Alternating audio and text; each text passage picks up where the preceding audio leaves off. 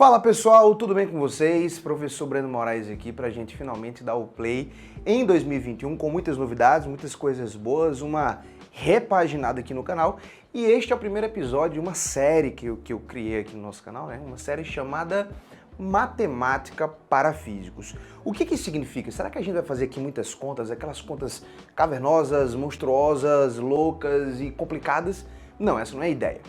Eu sou um professor, assim, digamos, meio lado B, tá? Eu acho que a matemática é uma ferramenta que a gente utiliza para entender o mundo, não necessariamente só para ficar fazendo conta sem um objetivo final. Então, o objetivo da matemática para a física é chegar numa interpretação que seja fisicamente acessível, traga um resultado prático e compreensível para a gente de algum fenômeno do mundo. Então a ideia é essa, matemática para físicos vai trazer uma interpretação muito mais elegante da física, com um certo embasamento matemático lógico, mas não são aquelas coisas loucas, mas para a gente entender a física de uma maneira mais bonita e mais elegante. E o primeiro episódio de hoje, eu pensei muito se eu ia fazer isso, porque eu acho que isso vai dar uma polêmicazinha, né? Vai dar umas ideias, muita gente vai ficar, meu Deus, professor, complicou, mas... Vamos com calma. Você já deve ter visto essa equação aqui alguma vez na sua vida. U igual a RI. Isso aqui é conhecido mundialmente como a lei de Ohm. Mas ela não é a lei de Ohm. Mas ela pode ser a lei de Ohm. Este é o problema. Tu entende? Então, U igual a RI é uma definição matemática que pode ou não ser a lei de Ohm, dependendo de alguns fatores. E é isso que a gente vai trazer aqui neste primeiro episódio. A discussão é relevante a título de ensino médio, acredito eu, tanto é que no final desta aula, deste episódio, a gente vai resolver uma questão do Enem 2018, onde você precisava deste conceito que eu vou falar aqui para conseguir resolver essa questão de maneira satisfatória. Então, é chegada a hora. Bora! Vamos começar a nossa análise montando aqui um circuito elétrico mais simples que pode existir no mundo. Ele tem uma fonte de tensão, uma bateria aqui no caso, fios para conduzir essa corrente elétrica e um cara que vai consumir essa energia, que no nosso caso aqui vai ser um resistor, que vai pegar essa energia elétrica e converter em energia térmica. Esse é o famoso efeito Joule. Então temos aqui uma bateria, fios de ligação e aí colocamos aqui o nosso resistor. Logicamente aqui, como temos um circuito fechado, vai ter uma corrente elétrica, né? Eu vou ter um caminho aí fechado para a corrente elétrica, então vai surgir aqui, vai percorrer aí todos os elementos desse circuito uma corrente elétrica de intensidade I. E aí a gente vem aqui para a nossa definição de resistência elétrica. Professor, como é que a gente define resistência elétrica? Através dessa equação, que está bem aí, ó. Resistência igual a U dividido por I. Ah, é a lei de Ohm. Calma. Bom, vamos devagar. Então, R igual a U sobre I. Então, você vai pegar aqui a quantidade de volts que eu tenho aqui nessa bateria, tá? A tensão da bateria. Suponhamos que é uma bateria ideal, não tem resistência interna, tá? Os fios são ideais, o circuito é o mais simples que você puder imaginar. Então, você vai pegar o valor dessa tensão, dos volts da bateria, e vai dividir pela intensidade da corrente elétrica que ela gerou aqui neste circuito. Quando você fizer essa razão, U dividido por I, você vai encontrar um valor, e este valor é o que a gente chama de resistência elétrica. Então, isso é uma definição de resistência elétrica. Bom, possa ser que esse valor seja constante independentemente da bateria que você coloca aí. Então, por exemplo, se você encontrou aí que R vale, sei lá, 1000 para uma bateria de 10 volts, se você colocar 30 volts, esse R aí continua sendo 1000. Então, a gente vai ter uma relação direta entre U e I. Isso é um pouco evidente, né, pessoal? Olha só, matemática para físicas. Vamos tentar entender aqui a essência matemática bonita por trás da coisa. Se eu tenho a razão entre duas grandezas dando um valor constante, se esse camarada cresce, este valor aqui tem que crescer também, né? Concorda comigo? Então, 4 dividido por 2 dá 2. Então, vamos crescer o 4? Vamos para 8? Dobra. Se tu dobra o 4 e tu dobra o 2 aqui embaixo, então 8 dividido por 4 continua dando 2, né? Então, se tu dobra o numerador e dobra o denominador, você continua tendo aquele valor ali constante. Então, se R for uma constante, independentemente da bateria que você coloque ali, você aumenta a tensão, aumenta a corrente, de modo que o R fica constante. Esse resistor de resistência constante, geralmente, isso pode acontecer, tá? São resistores que não dependem da temperatura, então a temperatura aumenta, mas a resistência fica constante. Então a gente vai ter aí um resistor lindamente de resistência constante. Fica legal a gente analisar isso, pessoal, numa tabela. Olha só, vamos calcular aqui o valor de R aqui para esse caso aqui. Eu tenho aqui uma tensão de 3 volts e uma corrente de 1 ampere. Então 3 dividido por 1 vai dar uma resistência, logicamente, igual a 3 ohms. Concorda comigo? Beleza? Agora vamos fazer o seguinte, vamos dobrar a tensão. Se a gente dobrar a tensão, dobra a corrente também, ó. Então, se eu passar a ter agora 6 volts, eu vou ter agora 2 amperes. E aí, de modo que a resistência continua sendo 3 ohms. Professor, não quero mais 6 volts não, eu quero 9 volts. Beleza, 9 volts. Agora vai surgir no circuito 3 amperes. 9 dividido por 3 vai dar, mais uma vez, 3 ohms. Aqui também vai dar 3 ohms. E aqui também vai dar 3 ohms. Esse é o famoso resistor ôhmico. Tá? E o que vai acontecer? Se a gente colocar isso aí tudo num gráfico, vai acontecer uma coisa muito bonita. Então eu vou colocar aqui, gente, todos os valores dessa tabela neste gráficozinho aí, tá? Todos os valores de tensão que a gente colocou aí nessa tabela e todos os valores de corrente. Veja que o gráfico da tensão está no eixo Y, o eixo da tensão está no eixo Y, né? E o eixo X aí representando a nossa corrente. O que vai acontecer? Se eu colocar todos esses pares ordenados aqui no meu gráfico, então, ó, 3 volts, 1 ampere, vai surgir um pontinho aqui, ó, 3 volts, 1 ampere, 6 volts, 2 amperes, ó, 6 volts, 2 amperes, mais um pontinho aqui, 9 volts, 3 amperes, 12 volts, 4 amperes, 15 volts, 5 amperes. O que a gente vai ter? A gente vai ter aí um comportamento linear, a gente vai ter uma reta. Então, isso aqui vai ser uma função do primeiro grau, né? Do tipo U igual a R vezes I, isso aqui vai se parecer muito com Y igual a A vezes X, onde R é uma constante, A é uma constante, e a gente vai ter uma reta crescente partindo da origem, uma vez que o coeficiente linear é 0, né? Não tem aquele B lá. Bom, e aí, professor, esse negócio da lei de Ohm? Pronto, aí tá a lei de Ohm para vocês. A lei de Ohm é a definição de resistência elétrica quando R é constante. E aí, quando a gente tem um resistor que tem resistência constante, ele é chamado de resistor ôhmico. Então, o que é um resistor ôhmico? É um resistor onde a resistência é constante. Então, esta equação do jeito que está aí, R igual a U sobre I, ou simplesmente U igual a RI, é a lei de Ohm, mas ela só é a lei de Ohm se R for constante. Mas e aí? Quer dizer que essa equação ela só é válida quando o resistor for ôhmico? É aí que está o perigo. Não. Essa equação ela é uma definição. Tá? Tem muita gente que critica isso aí, fala que isso não é lei. Eu até meio que concordo, tá, gente? Isso aqui é mais que uma definição, assim. Então, a definição de resistência elétrica serve para qualquer tipo de resistor. Então, essa equação aí, professor, ela tem validade geral. Ela tem validade geral. E ela tem um caso muito específico que, quando esse R é constante, ela é chamada de lei de Ohm. Então, vamos ver aí o tal dos resistores em que a resistência não é constante. São chamados de resistores não ôhmicos, mas essa equação continua sendo válida. Ó, o negócio é bonito, cara. Falei pra tu que o negócio é bonito. Então vamos fazer o seguinte, ó. Vamos pegar uma situação em que R não é constante. Pessoal, quando R era constante, a gente tinha um comportamento linear, né? A gente tinha uma coisa do tipo U igual a R vezes isso, que é uma funçãozinha de primeiro grau, retinha crescendo, como a gente viu. Se R não for constante, isso aí já não é mais uma função do primeiro grau. Portanto, o gráfico não será mais uma reta. E será o quê? Sei lá, pode ser um monte de coisa.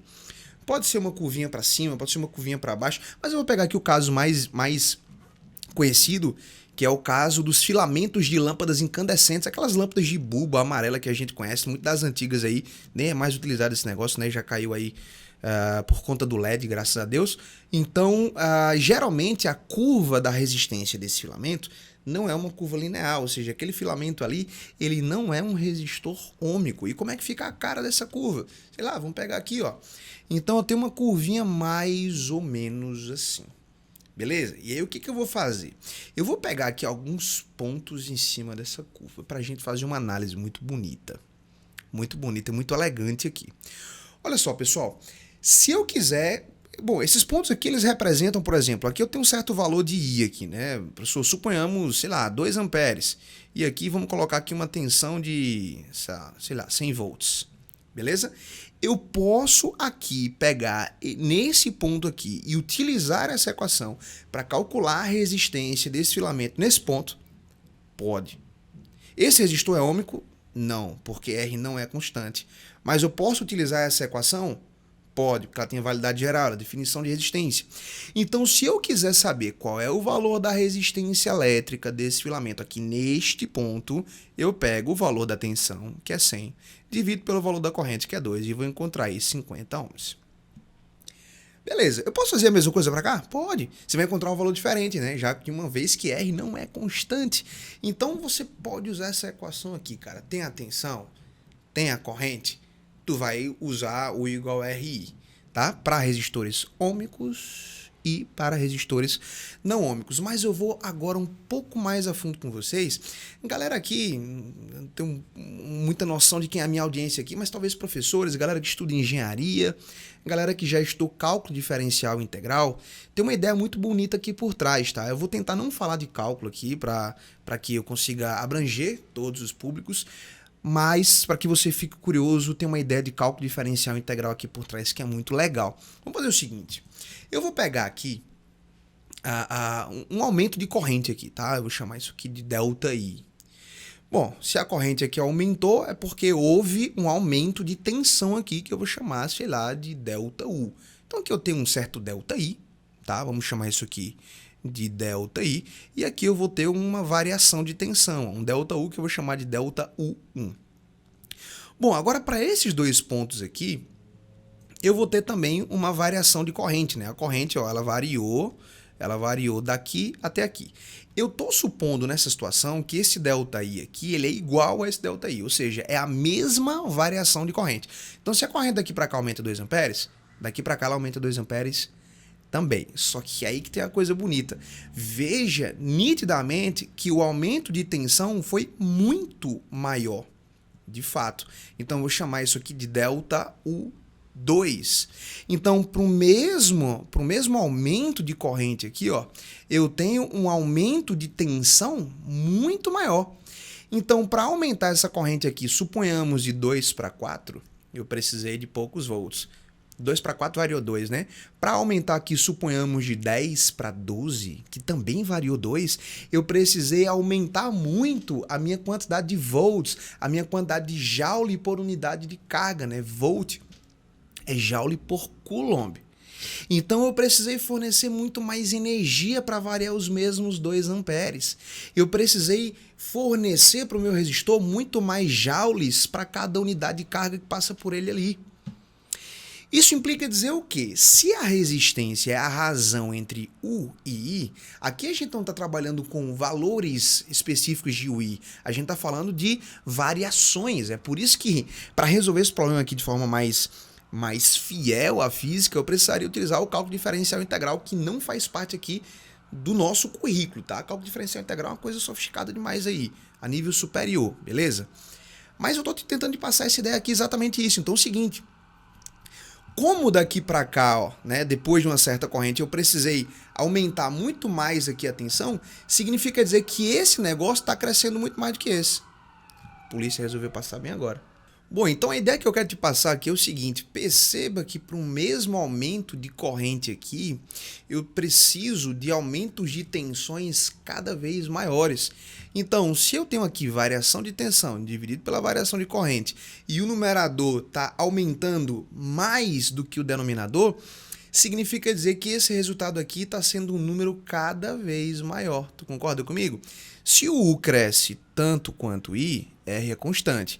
Se o U cresce mais do que o I, que é o que está acontecendo aí neste gráfico, então este resultado aqui dá um valor cada vez maior à medida que eu vou aumentando a minha corrente elétrica.